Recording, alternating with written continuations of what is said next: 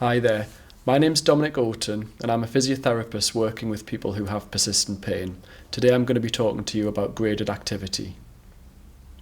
When people have been living with persistent pain for a long period of time, we see that it can have a major impact on doing activities that you enjoy. When trying to set goals, especially around things like physical activity, people often worry that their pain will get worse if they increase their activity levels. This can create a level of fear associated with the pain, which is actually a completely normal response.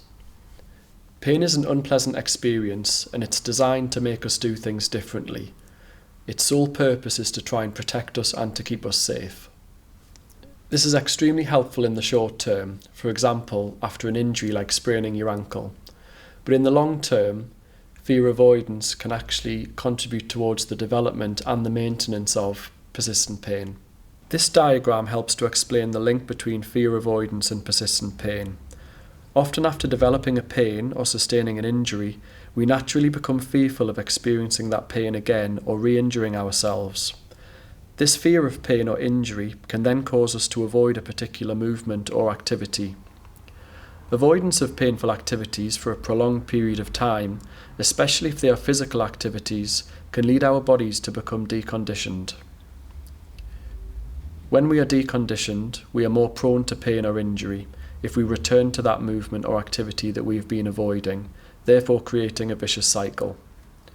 The more we avoid an activity, the less likely we are to return to it, and this can be very disheartening if it is an activity that is important to you.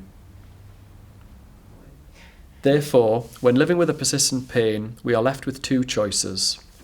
Option 1, confronting the pain with confidence and moving with it. Or option 2, avoiding the pain and living as we are. Now, option 1 of confronting your pain and challenging your fear can be a scary and uncomfortable prospect at first, but it gets easier with practice. Having a basic understanding of how your pain system works can be a helpful starting point, and it might be worth watching one of our other videos first. It is important to start low when confronting a painful activity and progress slowly to allow your body time to adapt. This type of graded approach will hopefully show to you that it is safe to move, and you will find that the fear can reduce over time and give you more confidence and control over your symptoms.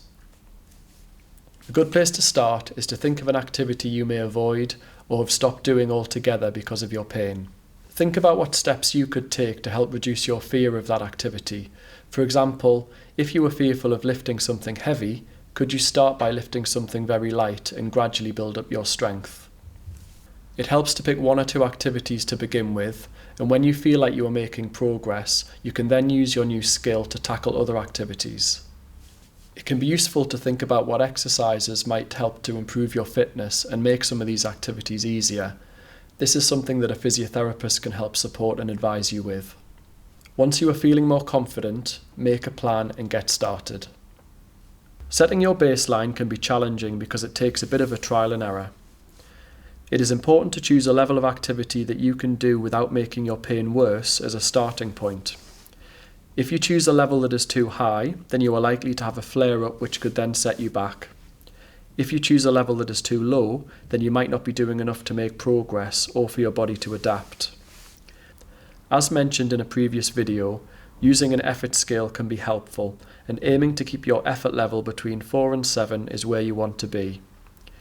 Choose a time that is realistic to stick to both on a good and a bad day.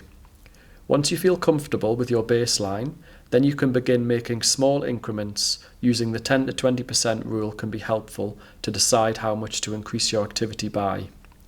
Hopefully, with discipline, commitment and consistency, you will start to see a gradual increase in your activity levels, and as your confidence grows, your fear should reduce.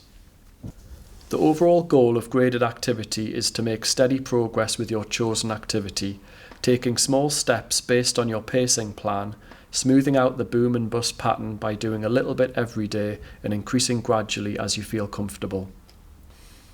Setbacks are a normal part of any trial and error approach, but it is important that you don't panic. It often happens when people are enthusiastic to get started or are not used to having to do things in a more paced way. Rather than going back to square one, try going back to your previous activity level and start again. It is important to try and keep the momentum. It is vital to have a flare-up plan in place and refer to it if you need to. Other helpful tips include choosing an activity that you used to enjoy. This is really helpful to get started and can bring many rewards when you get back into it, even if it means doing that activity in a slightly different way to normal. An activity diary can be helpful to track your progress and to learn from any setbacks that you may face. Remember to always be kind to yourself and reward yourself for any successes. For example, treating yourself to a nice coffee after a long walk can do wonders for your health. Hitting a barrier to your progress is completely normal, even for the experts, but they can often be problem solved together. It is good practice to review your plan at the end of every week. Reflect on things that went well and things that didn't go so well, and fine-tune your skills to help move you forwards to the next week.